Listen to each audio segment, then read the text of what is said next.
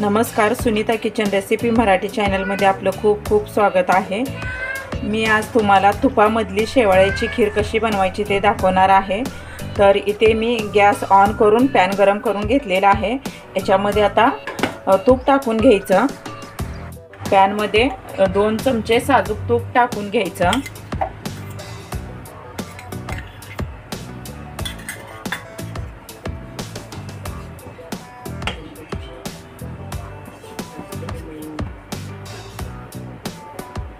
तूप असं मस्तपैकी मेल्ट होऊ द्यायचं।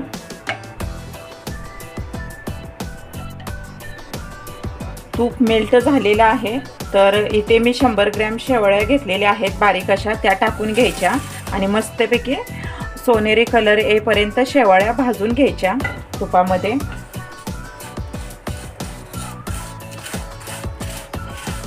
गॅस मिडियम हीटवरच ठेवायचा।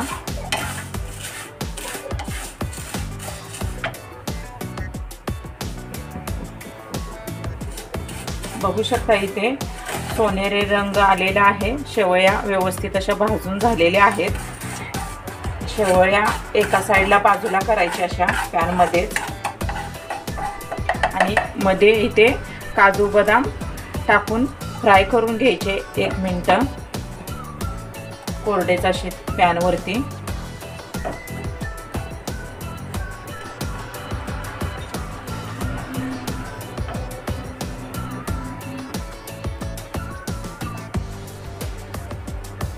काजू बदाम व्यवस्थित असे फ्राय करून झालेले आहेत पॅन मध्ये।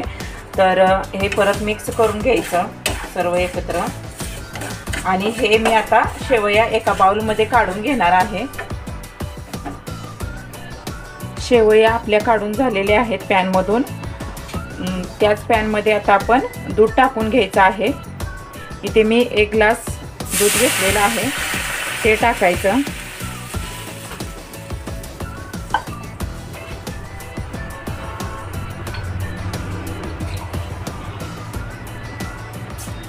आणि 1 ग्लास पाणी टाकून घ्यायचं याच्यामध्येच।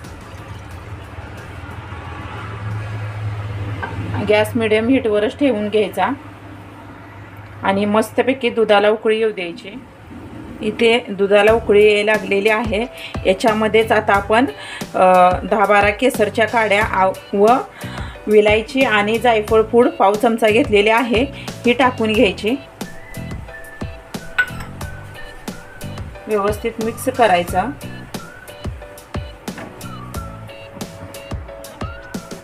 इथे मी छोटी पाऊण वाटी इतकी साखर घेतलेली आहे, हे टाकायची। मिक्स करून घ्यायचं आणि व्यवस्थित उकळी काढून घ्यायची एक।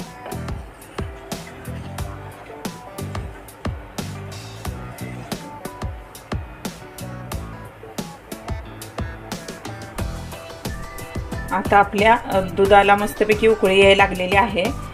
तर तुम्ही जर माझ्या चॅनलवरती नवीन असाल तर माझ्या चॅनलला प्लीज सबस्क्राईब करा, लाईक करा, शेअर करा, त्याचबरोबर कमेंट करा। व्हिडिओ माझा कोणताही असो स्किप न करता संपूर्ण व्हिडिओ बघा। तर इथे आता उकळी आलेली आहे। तर भाजून घेतलेल्या याच्यात शेवया टाकून घ्यायच्या आणि व्यवस्थित असं मिक्स करायचं आणि शेवया शिजूपर्यंत थोडंसं 3 ते 4 मिनिटं शेवया शिजवून घेऊया।